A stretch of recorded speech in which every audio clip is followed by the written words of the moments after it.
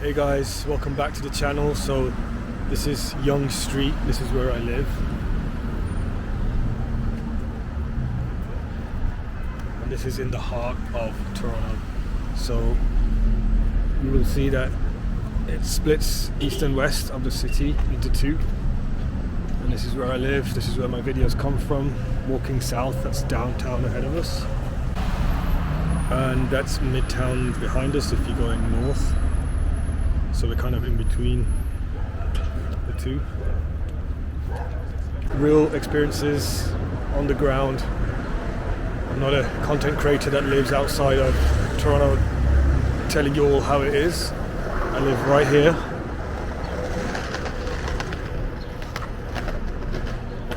And so in today's video we're going to get into a topic which is kind of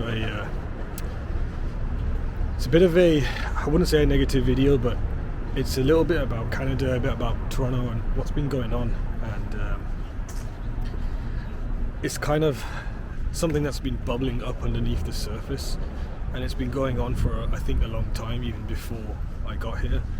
And I'm going to give you a bit of a breakdown of my 2 years of experience of what I think is going on. So the first one really is the whole Fuck Trudeau campaign. Now, when we arrived 2 years ago, we were so surprised to see all of these flags hanging out on the back of people's windows, driving around with Fuck Trudeau. And then there was a truckers' protest, which the government shut down, and it was pretty rough. They were freezing the accounts of the protesters, and it was a really odd time. And I kind of remember thinking to myself, like, where have I come to? Like, where have I landed to? Like, what's been going on? And now all of that's kind of disappeared and gone away, but the one thing I can say is that the people still feel the same way. Now, I am kind of surprised that Trudeau is still in power, to be honest, and I'm almost looking for the type of Canada that Canada becomes after he is not in power anymore. I feel like there's a monumental shift that's going to come, and it's going to happen. Hey guys, so I finally managed to find a spot where I could sit down. There was a bit too much wind over there, and dogs and planes going over, so it was all kicking off. But yeah, I think that was the first thing where I was a bit taken back of everything that was going on in Canada at the time. Now, you know, I think governments change, societies change, and this is something that's going to keep going on and evolving over time. So, you know, I think once the Trudeau government's out, there's all sorts that are going to happen for Canada, which is going to be great. Now, the next one is one that I just can't avoid, right? It's the house prices. I don't get it. A year ago when we were here, and I used to flip open the apps on my phone, I would barely find a townhouse for like $1.2 million. Now, pandemic's over and prices have come down a little, and you know, even if you go 1.5 to 2 hours outside of the GTA, further away from Toronto as you can get, you're only really going to find, you know, houses just about 750, 800k. And that's an astronomical amount, and I just don't get it. I drive around so many parts of Ontario and I see all of these houses and I see how they're built, and I'm just not sure that it adds up to pay that much money for a house built out of that quality. It just, something doesn't add up, and it's been going on, as far as I know, I think since about 2015, maybe 14 even, when the prices really started climbing. People were getting afraid and thinking, yeah, they're going to come down, and they just never did. So the one thing I do know, guys, is that Canada's missed the 2008 recession. They just missed it. So they're kind of in this double bubble, like this mega bubble, where the house prices didn't crash in 2008. They only went up and up, and then they were super inflated during the pandemic, and they've come down marginally, but nowhere near that where it's affordable. And you know, I'm in Toronto, guys, so I'm talking on the basis of Ontario. So I think the house prices are a definite what the F Canada, you know. And obviously, if you talk about house prices, let's get on to rent prices. I mean, geez, it's insanely expensive for even rentals. Now, I know that the rent prices have hiked recently purely because the interest rate is 5%. That's too much for new home buyers or home buyers. So all of the existing home buyers moved into the rental market, hoping that the house prices come down and the interest rates come down at some point. And so what happened with the rental market is it just got flooded. There's no availability, and if there is, you're looking 2,500 and upward in the city of Toronto for a 1-bed or a 1+1 den, and 3K upwards for a 2-bed if they're even available. Now those prices are crazy. They've recently dropped a little bit, but the truth is, even if they drop a little bit, it's 2,000. I mean, if you're earning minimum wage, I just don't understand how you're surviving here. It's going to be very difficult.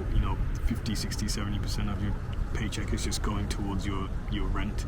I know there's like room shares and you don't have to have your own condo or apartment, but still it's unfathomable.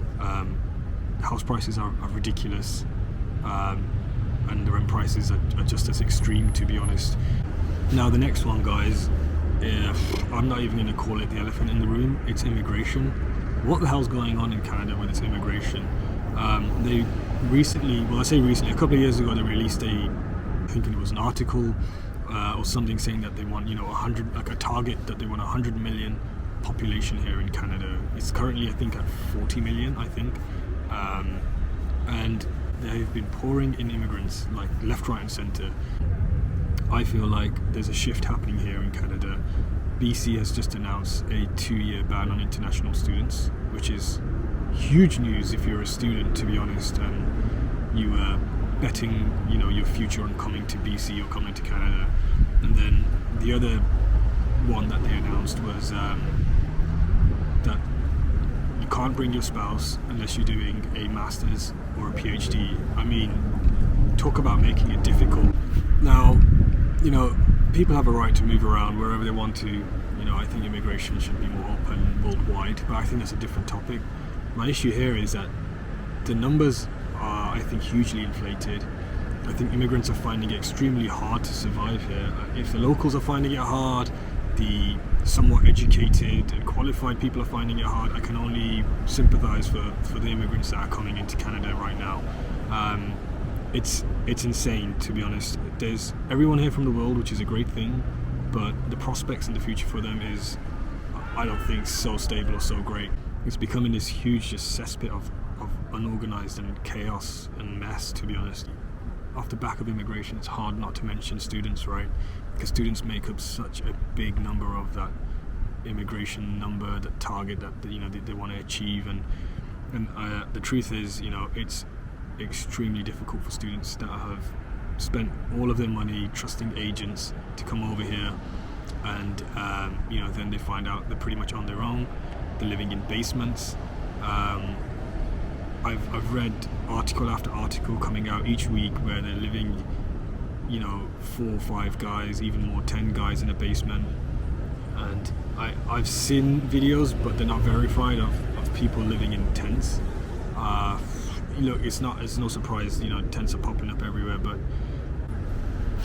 now I can only sympathise for the students, some of the conditions they're living in, minimum wage jobs, cash in hand jobs, terrible living conditions. I can only really sympathise with them when they get here. But on the flip side, I've mentioned before, we spoke with a immigration officer, and on some occasions they've come with falsified documents, whether an agent's handed them to them or whether they're their own, and they haven't even googled if the address is real that's written on the letter of acceptance from a college. And that really is a telltale sign of their intentions when they get here. If they haven't bothered to look at the location of the college, does it really mean that they're going to even bother go to college? And future and survival is going to be really tough. It's already tough, it has been tough, and I just think it's going to get harder and harder, even certainly for us, English speaking immigrants from England. We feel the pressures of being here, and it's a tough old place.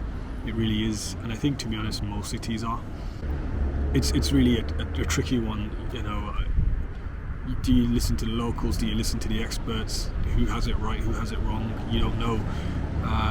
And all of this really comes from a point of affordability, you know, like, is Canada going to be affordable in the long term? If it is, there's a future here. If it isn't, well, it's going to be tough, you know. And that's kind of one of the next things, you know, is Canada makes you tougher, but it makes you bitter. And that's really the truth. Now the other thing is the crime, and it's ridiculous. The stories and stuff that I've heard, it's insane. I've seen people lighting fireworks inside a bus.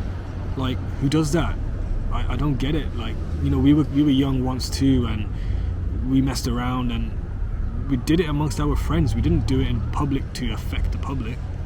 People being pushed onto the train tracks on the TTC. All these flash mobs that are just stealing stuff from stores in the main malls and downtown. Like, I don't know, it's just another level of crazy. But is that a reflection of the time that we live in?